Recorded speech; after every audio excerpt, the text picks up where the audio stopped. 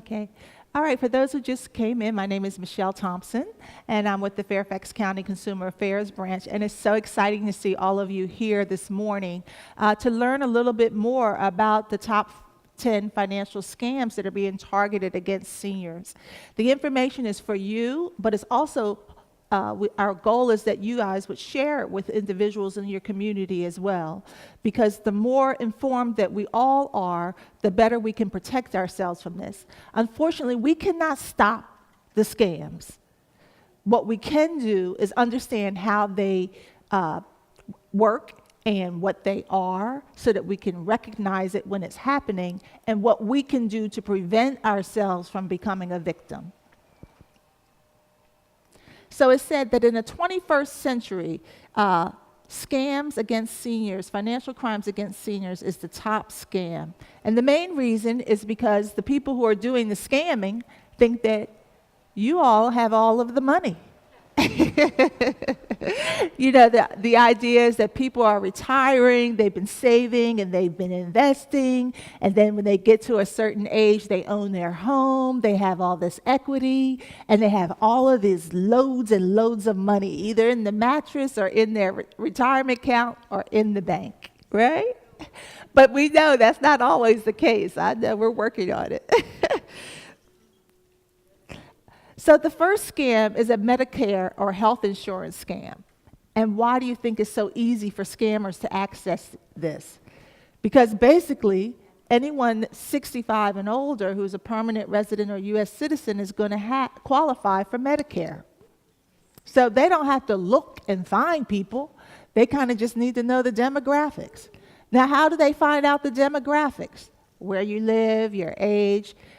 With the internet, all of that information is available on public record, and then the internet provides that information, right? You can go to whitepages.com, anywho.com, just type in an address.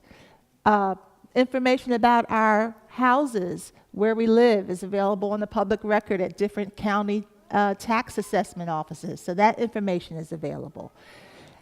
It's not like it used to be in the old days where you could have an unlisted telephone number and nobody would bother you because your name couldn't be found in the white pages of the book that they used to get. Everything is so accessible now. So these types of scams, the perpetrators pose as a Medicare representative. And they get the older individual to give information, their personal information. So for instance, you might see a kiosk somewhere and they're offering some medical supplies. And they say, oh, you look at it and say, oh, I need that, but I don't have the money. Oh, that's okay. You can just bill it to your Medicare card. And you think you're getting a valid service that's eligible for Medicare coverage, but that individual is not even related to Medicare. They're getting your information, they're billing it as an entity, and the money's coming back to them. And then sometimes individuals find themselves purchasing a medical product that doesn't even work for them. So they're making up these makeshift clinics and using the personal information to bill Medicare and pocket the money. One of the concerns we've had with Medicare is that on the Medicare card is this individual's Social Security number. I have some information that's hot off the presses. Basically, they have been working for years to design the new Medicare cards, and those cards are going to be mailed out in Virginia. The first wave of mailing will start in April through June of this year. So if you have a Medicare card, look out for your new one, and it's not going to have a Social Security number on it. So if you're talking with friends and family who have the card, have them be aware that that is a valid legal change that's happening. And the idea is to get the Social Security cards off of these IDs. We just did it a long time ago with getting Social Security numbers off of your driver's license. Why? Because your Social Security number is connected to your credit report. And once it's like pulling a thread. Once they get that access, they can try to go into other databases to get access to your information. There are some counterfeit drug scams that are operating on the internet. So what we know now that a lot of people are shopping on the internet because you can get a better deal, right? A lower rate or something like that. You have to be really careful if you are shopping on the internet for prescription drugs. We always encourage you to work with your primary care provider, make sure you're getting the proper medication. people who are unfortunately selling some prescription drugs, they may be dangerous to what other concerns you may have, because it may not be the true product you need it to be to address your medical concern. So be very careful with related to that. Only go to reputable online purchasing for medication and speak with your medical provider about which ones you should be using. A third, unfortunately, we all are going to pass away, and we have to deal with funeral and cemetery and burial processes and procedures. Unfortunately, because that's something we're all going to experience, the scammers are in that space too. There are two types of funeral or cemetery fraud perpetuated. Sometimes they're asking money for outstanding debts for the individual who is deceased, and they may show up for the celebration of life or the burial service or the viewing, and they can look up the information through the obituaries when we announce that someone is passing, and let people know where they can come to show their respects. Some people are showing up and pretending that they're part of that family or they knew that individual. And what's happening during that time? We are emotionally distraught. The worst time we can make any decision is when we are dealing with some emotion. And people prey on that. A scammer can come in and then try to speak with the widow or the widower, talking to suggest that the individual owes some debt. Nobody wants to hear that during that time, right? But they might come in and get your attention, and they may follow up a little later on. Or you may get these calls after all of that, when some time has passed by. Because people, again, can gather this information just by reading the newspaper, public information. So we're telling you this so that you don't fall for that. Anyone who's going to handle the estate of an individual who has been deceased will be able to access all of the records of their bills or anything that they may owe and take care of that. And they'll be able to do that by presenting a death certificate and contacting the credit bureau to get a list of debts. We're doing more education now about what can I do now to make that process easier for my loved ones when I pass. So we're talking about pre-planning, getting all my personal documents together in one place so that during the emotion of it all, they can still settle my estate and take care of my bills. A second thing you have to look out for is understanding the funeral costs. It's just like purchasing anything.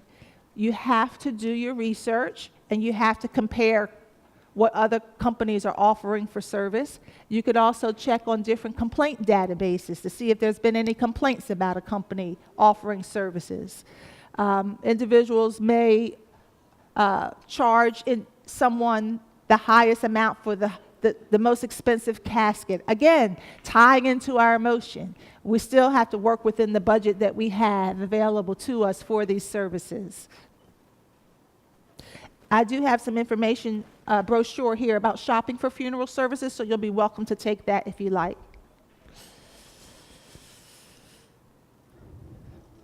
Fraudulent and anti-aging products. This is our vanity. We just want to look as young as possible for as long as we can, right?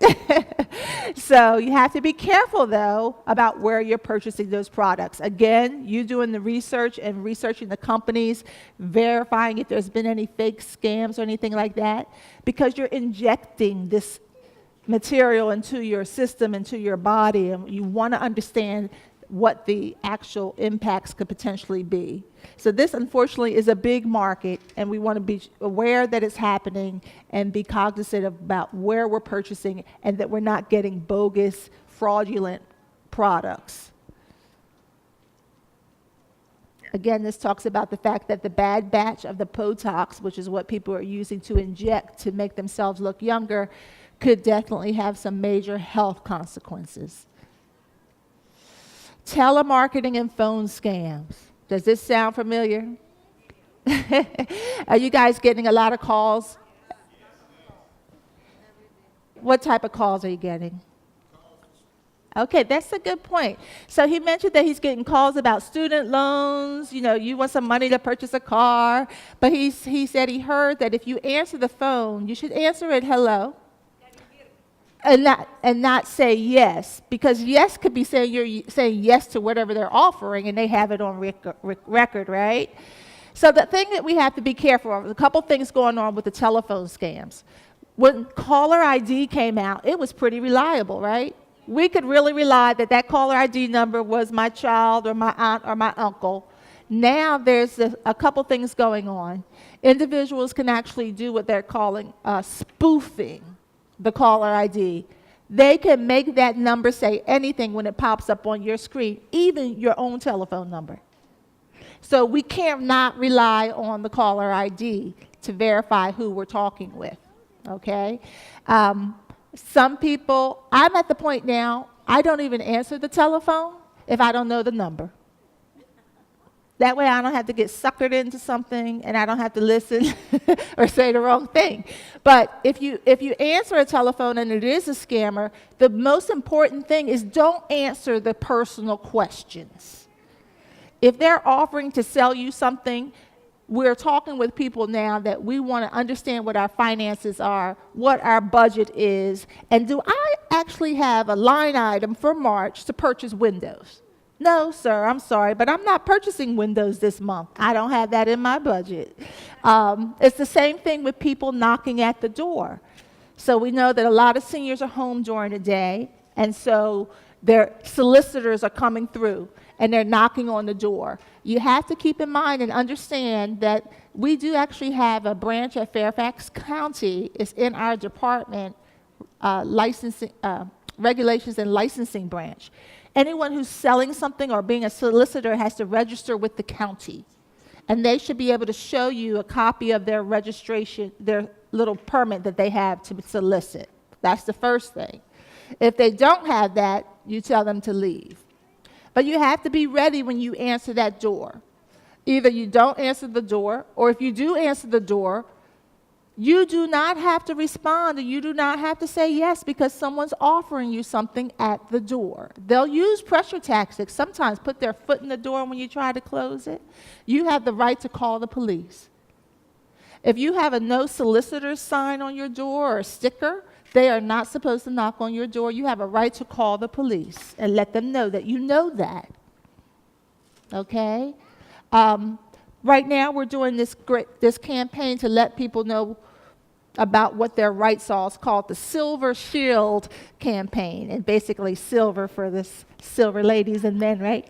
So we have a shield that we can protect ourselves against, and this is available up here for you to take. But the first thing we talk about is be aware. Remember, solicitors are strangers, but we get a lot of people who haven't really had a lot of social interaction, which is Stacy why I love this opportunity for people to get out and see each other and talk to one another. We still need that social engagement. So you have to be aware because solicitors are strangers. If you talk with them, don't allow them in your home because your safety is at stake. If you're the only one home, they could, your safety is at stake. You can't defend against what someone may do. Verify credentials, right? I talked about that licensing permit in Fairfax County. Check for the solicitor's licenses. You can actually call the branch, and the telephone number is on this form to verify if they're properly licensed. Take your time. So you can actually purchase, maybe you do blinds in your home and they come and sell the blinds to you and you're looking at the contract. We want you to review your options and seek a second opinion. If you choose to allow a solicitor in, you do not have to make a decision today. Okay, you may lose the discount, but that's a pressure tactic. Get the information and take time to review it. Many times we don't understand the contract. Always have someone else read the contract that you're going to sign and understand and review. And the biggest thing is, can I get a refund? How soon can I get out of the contract once I sign? You want to know that before you sign. So the third thing is take your time and say, thank you. Can you just leave me information and I'll contact you if I want to go for it. If I want to go forward, not you. You don't control what I do. Part of our education workshops is empowering us to know that we can say no and stand up tall and say it firmly. The third thing is, again, review the agreements and keep a copy of any contract work that you're going to do. You can contact us for advice at Consumer Affairs, talk about the contract, and ask the questions. Whenever you come to the sessions, right, you bring a pen, you write notes, ask questions as the individual is explaining information to you. And then get those answers in writing. Because what really matters is what is in writing, not what someone said, because we can't prove that, right? You had your hand up. I don't know if I answered your question. That's what I love about my seniors, because y'all got the quick, witty little responses, right? That's right. If you know my phone number, you already have my address. Do not give any personal information over the phone, especially if you do not know who you're talking to. If your bank calls you and you don't have that arrangement for them to do that, say, thank you for calling me. I'm going to call the bank with the main number that I know. Don't give any personal information out on the phone.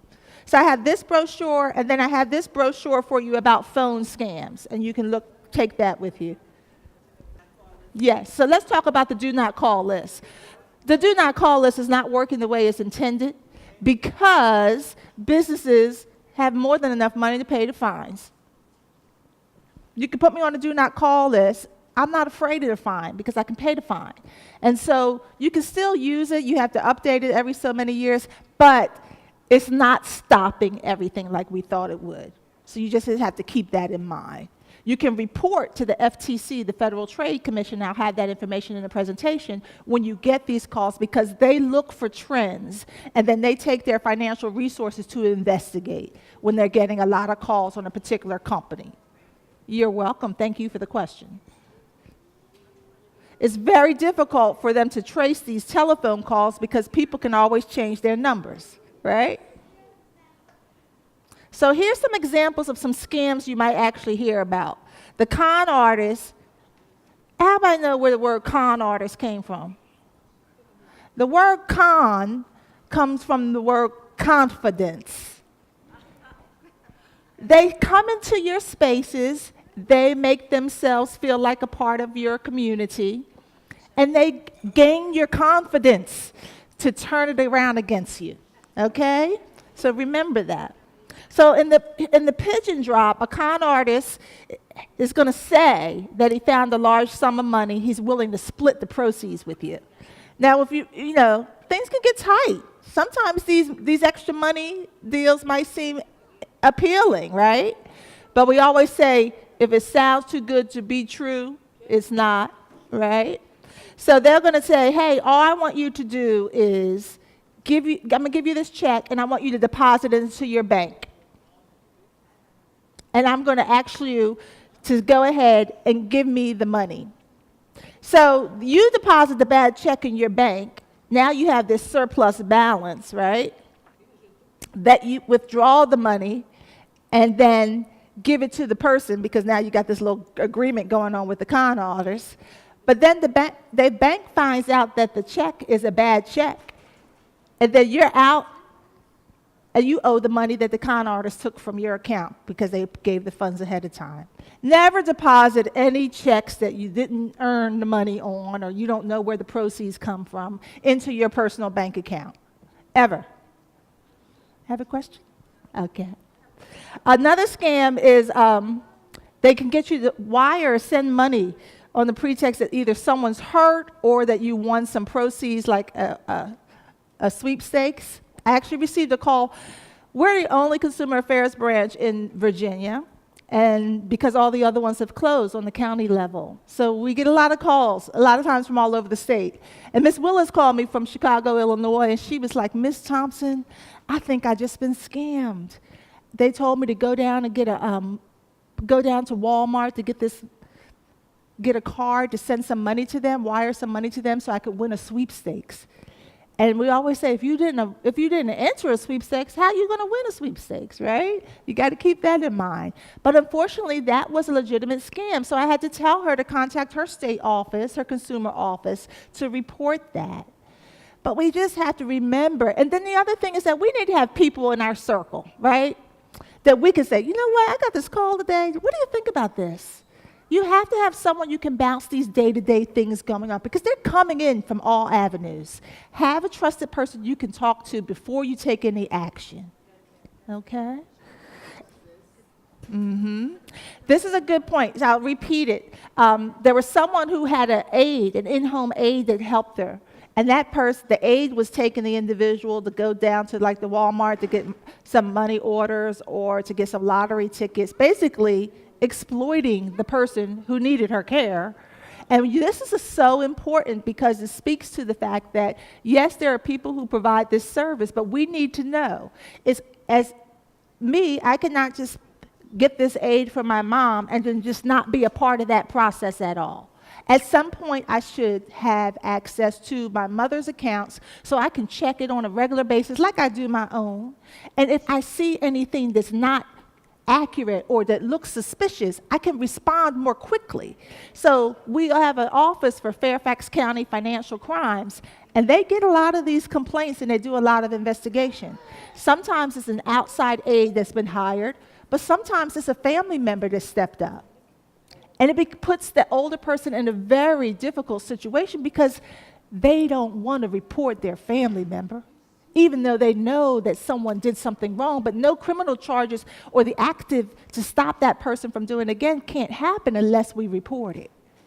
So I'm asking you that if you have someone who's older, that you're checking in on them and you're checking into their finances. But we also know, too, that we don't talk about finances. We don't talk about our personal accounts. But today is so different than it used to be, that you have to have one or two trusted people that you can trust to help you through those finances as we get a little older, at any stage where we're not fully aware of everything that could happen. If everyone here I check my bank account every day, because for some reason I get these charges, these $4 or $5 Starbucks charges, and it was from Canada. How did you get my card? Or PayPal, my account was listed on PayPal. How did you get my card? We have to be very diligent about double checking our account information. And then fake charity scams. Charities have to be registered. They can be registered with the county if they're not, or at the state level. If they're registered at the state, they don't have to be registered at the county. But it's okay. But you want to verify that they're actively registered. This brochure will share information about that. You want to know who you're giving money to. The name could sound like such a great cause, right? That sounds like such a good thing that people are doing, but you have to investigate before you give your money. You don't have to give money to everyone that knocks on the door. There's no shame in saying, no, thank you. I have other charities that I give to. Okay? Okay, so internet fraud. You know, the internet and copy and pasting is creating a whole big havoc. Someone can take the bank website, copy and paste their logo, copy and paste the bottom of the page, and then put it in the body of an email, and it looks like an official letter coming from your bank saying that we suspect some inappropriate activity. We need you to click here and verify your information. Should you click? No, all right. Do not click anything in the email, because that is really the link to actually put malware onto your computer that can access all of the personal information that you have. And then there are some other schemes that are coming up, and I'll have some information about tech support. You might be on your computer and a pop-up screen says, uh-oh, there's something wrong with your computer. We can't move any further. Your computer is frozen until you call us. That's a scam, okay? You have to be careful of that. Don't click on that. Yes. Yes, X out of the screen, X out of everything. I would restart the computer. You really should invest in some security software and then the update software that scans your computer for things and let it run every day. It really is a helpful thing. It'll let you know. Okay, you can check it out with your provider or your software provider.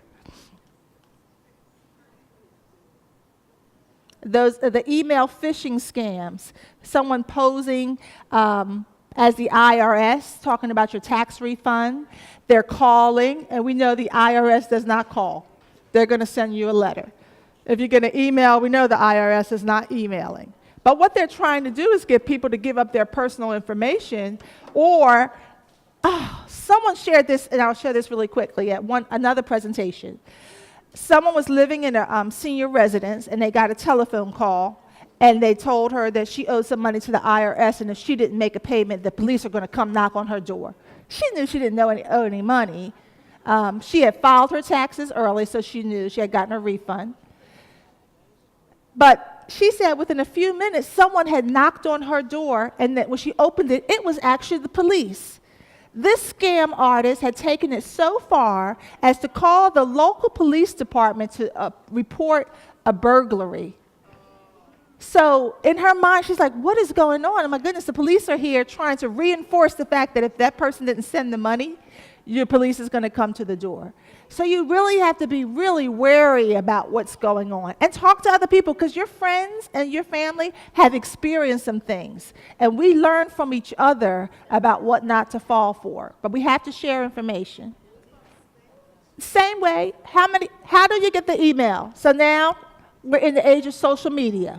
We just tell all the business. We create our profile, we put the telephone number, we put our email, and they can scan this information. There are people who just scan different social media sites or public information sites and put it all in the database. And then they can just try, if they know the last part of it, they can just type in different names. So even at work, with the big security we have, we still get scam and phishing and spam coming in, and then IT will say, hey, ignore that because that was a phishing scam. What you need to do is have a junk mail for that. Also, if you're using social media or using online places where you're getting emails from them, create a separate account, michellejunkmail@gmail.com. Then use that to sign up for everything. Then your personal account is really just real people that you want to communicate to you electronically, and you're not being flooded with all this other stuff. Okay? Okay, so investment schemes. Because we're planning for retirement and managing our savings, there's a number of investment schemes. You've all heard of Bernie Madoff. One of the things that you have to be careful for is you might get something in the mail that says, hey, we're going to invite you to dinner. We want to talk to you about our products that we have for investing. Go to the dinner, enjoy yourself. It's like Ruth's Chris, they give you steak or salmon. But keep in mind that you don't have to make a decision at that dinner. You don't have to give your contact information for them to follow up at that dinner. You can collect the information and then review it later when it suits you better. So home ownership or reverse mortgage scams. How many of you own a home? Got some homeowners in the room? So if we have some people who own a home, you may know some, so you can let them know about this, right? I don't own mine yet. I'm waiting. But there's a space we get to where we've paid off our mortgage. And now we have all of this equity in our home, that if we sell it, we would get that money back because it doesn't have to be paid to the loan or to the mortgage lender or the mortgage. So there's something that some people take out. It's called a reverse mortgage. And it's when you actually take a loan against the value of your home and you get paid and you get to stay in the home until you die. Well, there's some artists that take advantage of that and may enter you into a contract that's actually a different type of contract that may even be taking your home and you don't even own the home anymore. So there's a brochure here that talks about the details of that if you think that's someone you could share with someone who would be helpful in understanding so they can make good choices. You have to be careful. I talked to you earlier about the fact that information about your property that you own is on the tax assessment. Some people can actually take that information and then send you a letter stating that there's been a problem with the assessment, and for a fee they can actually get it fixed for you. You can get any assessments with the county done for free. You just contact the tax administration office, so don't fall for that scam. Sweepstakes and lottery scams. Anybody got any letters to say you won something? I have a brochure about that. Again, if you didn't apply to win, you probably didn't win. You should never, ever have to pay to get any of your winnings. That's a big indication of the scam. If they're asking you, you got to pay first to be able to collect your money. Do not pay because you're not going to get any money after that, and they're going to take yours. The grandparent scam. Have you guys heard about that? The grandparent scam is someone calls me up. Hello, Miss Thompson. This is, oh no, they're not going to say hello, Miss Thompson. They're going to say, hello, Grandma. This is Stacy. No. Hello, Grandma. This is John or Stacy. No. Hello, Grandma. How you doing? And I'm going to say, is this Stacy? And they're going to say, yes, it's Stacy. It's not Stacy. It's a con artist trying to act like one of my grandkids. Because now they're going to create a problem that Stacy needs fixed that needs money. And if I'm not having my wits about me, I'm going to be like, well, Grandma, I'm stuck here and my car broke down. I need about $500 to fix it. Stacy's one of my favorite grandchild, so what am I going to do? I'm going to send her the $500 if I'm not paying attention, right? So this is happening a lot, and a lot of people are falling for it and sending money to the place that the scam artist is asking them to do that. We have to prevent ourselves from falling victim from that. The first thing I suggest is that the other thing they'll do in that scam is say, listen, Grandma, please don't tell my mom and dad. I don't want them to know that this happened. We can never keep secrets, because the first thing we need to make sure we do is that from a family perspective, we let them know that you know the scam artists are using you against your grandma to get some money. So that means that we need to have a plan. Is there going to be a code word that if you call somebody for money, that this is the family code word that we know is really you? I am going to call the parents and make sure that they know what's going on so that they can verify. They're going to say, oh, no, Stacy's right here. She came home for spring break. And I'm like, oh, that's a scam artist. So we can prevent anything by not even responding. Stacy, let me call you back. Hang up. Okay? And then do some research. All right, so those are the top 10 scams. 8 ways to protect yourself against scams. Be aware at risk from strangers, or sometimes people that are closest to us. We don't know what happens, but sometimes family cannot be in the right situation. Stay involved like you're doing today. Don't isolate yourself. Always tell solicitors, I never buy or give money to anyone who calls or visits unannounced. Make an appointment for someone to come to your home to sell you something. Shred all of your receipts and credit card numbers, because that protects someone else from picking it up and trying to use your credit card to spend money. Check your bank accounts. Use direct deposit if you can, if you're getting some recurring checks every day. Don't never have anything come to the mailbox that someone can pick up. Never give your credit card, your banking account number, Social Security number, or Medicare number to anyone over the phone. Sometimes you go to the doctor and they ask you for your Social Security number, or when you're at the store, they ask you for information. Ask them if you can have a piece of paper to write it down. I don't know who's standing behind me. They got good ears that could hear my personal information. Ask them if you can write it down, and then take that piece of paper back. Don't trust them to say, oh, I'll shred it. No, I'll take it back. Thank you. Okay? Yes. Don't leave a receipt anywhere. Take it home. And then shred it. The county offers shredding events, and you can take a box of information, of your personal information, they'll shred it for you for free. But if you get like a $30 little shredder at home, it's a great investment. Yes. He does it on the internet? Yeah, is that safe? Okay. She's asking whether online payments are safe. I think they are safe. I avoid the option of leaving the credit card on here. Do you want to save your card for your next payment? No. Every time I go in, I use my checking card and I pay. I don't save it for the next payment. Because what if somebody gets into their accounts? It gets into the company's accounts. They'll see all that data there. That's the only thing I would suggest with the online payments. If you're concerned about it, just call the bank and make sure you're checking to make sure the payment was posted. Just don't assume it's posted on time. Always look at your next statement, and then you can immediately address the concern and quickly resolve it. So we talked about the Federal Trade Commission. So we don't take complaints against scammers. If you called, we would give you this little speech about protecting yourself and not giving out personal information. However, the Federal Trade Commission does take complaints, and you can submit that. And you can see that in 2014, there were 1.5 million fraud complaints that included $1.7 billion. Our money, it takes us a lot of time to earn our money. It's very valuable. We have to make better decisions to protect that. Again, we talked about caregivers a little earlier. Watch out for some warning signs. If the rent's not being paid on time or utility bills are not being paid on time, there needs to be a second layer of check and balance if you have someone taking care of another family member, okay?